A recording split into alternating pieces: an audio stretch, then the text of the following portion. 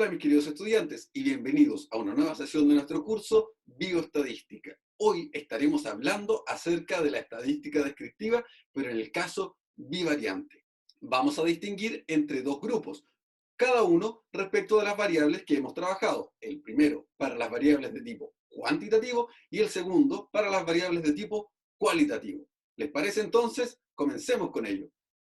Hoy entonces vamos a estar viendo cuáles son los objetivos de la estadística bivariante, cómo se hacen los estudios de asociación entre dos variables y lo vamos a dividir en dos grandes grupos, las variables que son de tipo cuantitativas y las variables que son de tipo cualitativas.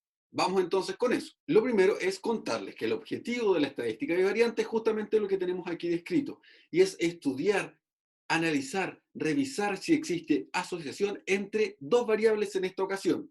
Antes lo hacíamos solo con una y la describíamos. Ahora queremos ver qué tan relacionadas están dos variables. Frente a ello, tenemos dos escenarios. El escenario en que ambas variables sean de tipo cualitativas o ambas variables sean de tipo cuantitativos. Recordando que las variables cualitativas son aquellas que son cualidades o características y las cuantitativas son aquellas que medimos básicamente con números. Entonces, para analizar si existe relación entre dos variables, es que entonces vamos a realizar un pequeño estudio de asociación. Y este estudio de asociación lo vamos a hacer mediante tres partes. El primero, con las exploraciones básicas, viendo cómo son los datos, qué representan las variables y hacer algunas pequeñas inferencias deductivas de nuestra parte. Luego vamos a medir la asociación, porque no hay nada más objetivo para medir si dos variables están relacionadas que alguna manera de medirla, los números. Y finalmente vamos a ver la significancia de esa asociación. ¿Qué tanto de verdadero tiene lo que nosotros hemos calculado antes? Entonces, vámonos directamente al caso de las variables que son de tipo cuantitativas, o sea, las que se miden con números.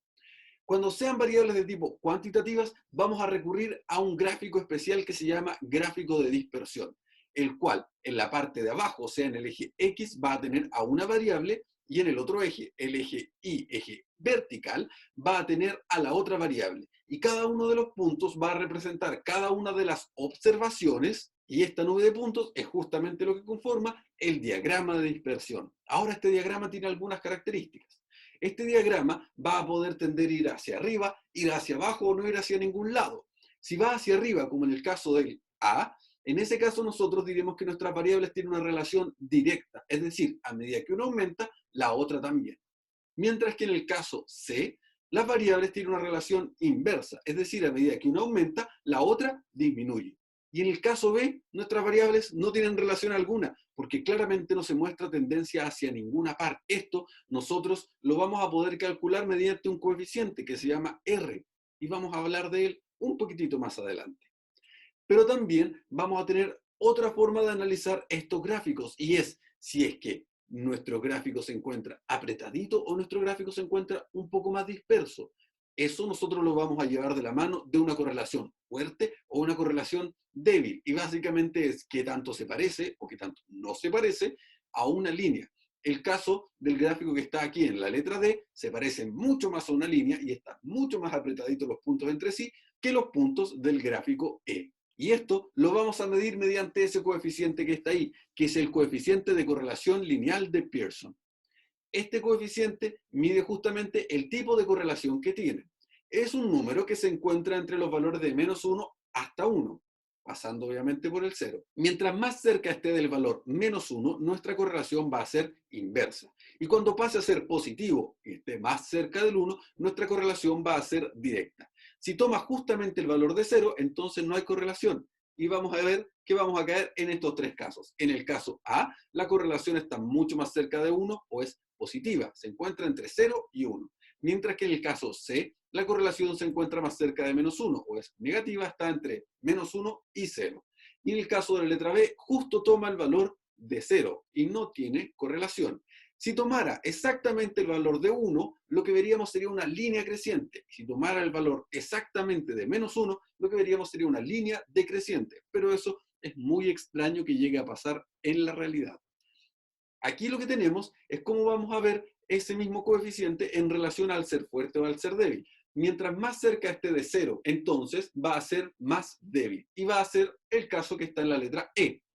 Mientras más cerca se encuentre de 1, si es que hablamos de directo, o menos 1, si es que hablamos de inverso, en ese caso entonces va a ser como el gráfico de la letra D. Es decir, van a estar más cerquita.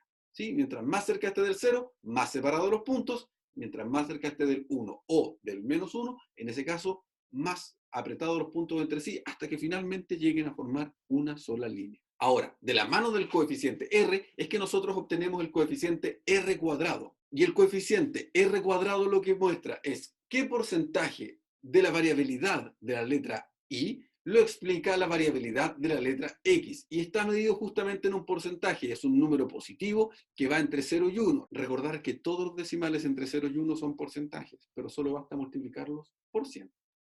Y entonces, este coeficiente R cuadrado mide qué tanto con la letra X explicamos a la letra Y en porcentaje. Finalmente, vamos a hacer un análisis de tipo inferencial. Vamos a hablar en muy extenso de la estadística inferencial cuando trabajemos con ella un poquito más adelante. Pero ahora solo basta con que sepamos que nuestro análisis va a ser, vamos a plantear dos hipótesis. Una hipótesis a la que llamamos nula o H0, que dirá que las variables no están relacionadas entre sí, o sea, son independientes. Y una hipótesis alternativa, que será H1, y la cual dirá que las variables sí están relacionadas entre sí, o sea, no son independientes. H0, variables no relacionadas, H1, variables relacionadas. Y vamos a ver si nuestros datos y nuestros valores numéricos sirven para corroborar que no son independientes. Y si no podemos corroborar que no son independientes, o sea que están relacionadas, vamos a tener que asumir que son independientes. Para ello se hace un cálculo con una prueba que se llama valor T, un estadístico de prueba. Ese valor T en este caso se calcula a contar de R, que ya sabemos lo que es, el coeficiente de correlación de Pearson, y N, que es la cantidad de observaciones en nuestra muestra. También lo hemos trabajado antes. Y se compara con el valor que está al lado, con ese Tn-2, que es un valor que se busca en tabla.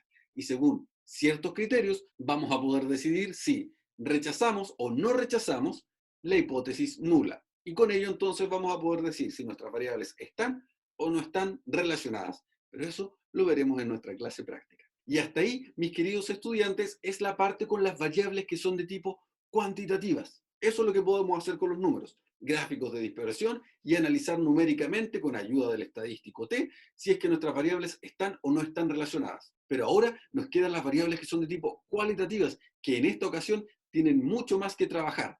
Vamos con esas entonces. Recordemos que las variables cualitativas son aquellas que representan una característica, así que nuestro objetivo en este momento es estudiar si existe relación entre estas características o ellas son más bien independientes. Nuestro mejor punto de partida es tener un buen cuestionario en la que las preguntas estén bien planteadas y resumir sus respuestas en una tabla de datos. Y para ello entonces, revisemos qué tablas de datos tenemos. Aquí hay un ejemplo de una tabla de datos que es de tipo condensada. En ella tenemos 15 individuos y nos han dado su respuesta para dos preguntas. ¿Cuál es su carrera en una universidad cualquiera y cuál es su adscripción religiosa? Teniendo para la carrera 4 opciones de la letra A a la D y para la adscripción religiosa 2 opciones, C1 y C2. Pero eso que está ahí en grande lo podemos resumir en la siguiente tabla, que se llama tabla de contingencia, en donde en las filas tenemos las carreras, en las columnas tenemos la adscripción religiosa y en el cruce entre ellas dos cuántos individuos de nuestra muestra pertenecen a cada una de esas categorías. Además, podemos clasificar los totales por columnas, indicando cuántas personas están adscritos a cada una de las religiones, y los totales por filas, indicando cuántas personas están en cada una de las carreras. Con ayuda de esa tabla, podemos llevarla a la tabla de frecuencias relativas, que no es más que la misma, pero dividida en el total de datos. Y lo que estamos haciendo ahí es pasarla a porcentajes. ¿Por qué? Porque los porcentajes son por lo general mucho más simples de analizar que los totales numéricos sin ningún trabajo. Y luego, esos datos que hemos resumido los podemos llevar a distintos tipos de gráficos. El primer gráfico que vamos a ver, en este caso, es un gráfico de columnas, en el que estamos comparando la distribución por filas. También se puede hacer por columnas. Y estamos comparando cuántas personas existen o cuántos individuos existen en cada una de las carreras y podemos notar claramente que la carrera B tiene menor cantidad de individuos que las otras tres.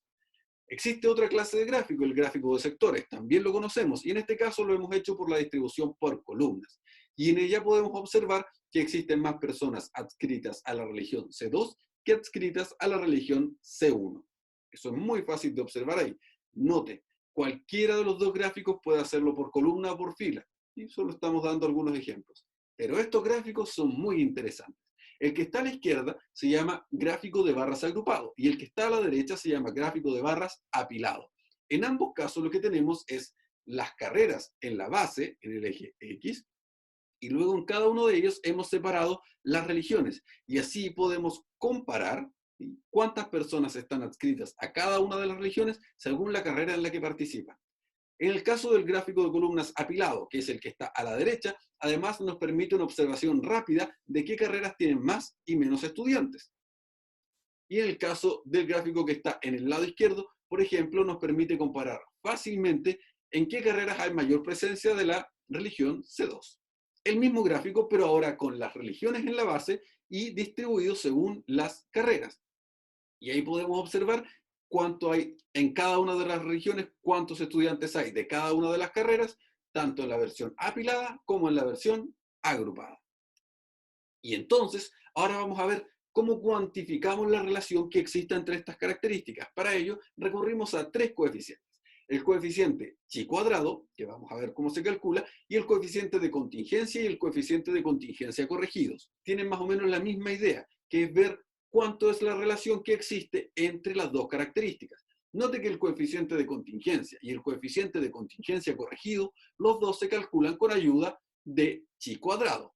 Así que vamos a abocarnos a ese ahora. ¿Cómo se calcula el coeficiente de chi cuadrado? El coeficiente de chi cuadrado se calcula con ayuda de una tabla que se llama tabla de valores esperados. La tabla de valores esperados se sirve de los totales fila y los totales columna para calcular los valores que van dentro, en el cruce de las categorías. Por ejemplo, acá tenemos que el total fila para la carrera A es 4 y el total columna para la religión C1 es 6. Por tanto, el valor que debería ir en esa posición, que actualmente hay un 2, nosotros lo calcularemos como 4 por 6, el total fila por el total columna, dividido en el total de datos, que es 15. Y ahí obtenemos 1,6, que es el valor que va ahí. Lo mismo ocurre con el otro ejemplo que está en rojo. En ese caso, para ese total tenemos 9 y 4.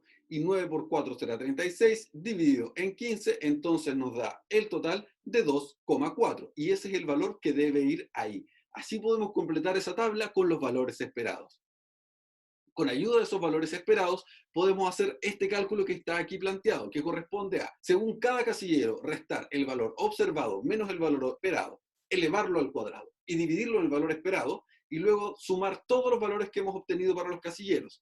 Esa suma será el coeficiente chi cuadrado observado, y lo vamos a comparar con algo que se llama chi cuadrado de tabla, con nu grados de libertad. Esa letra B en realidad es una letra griega llamada nu.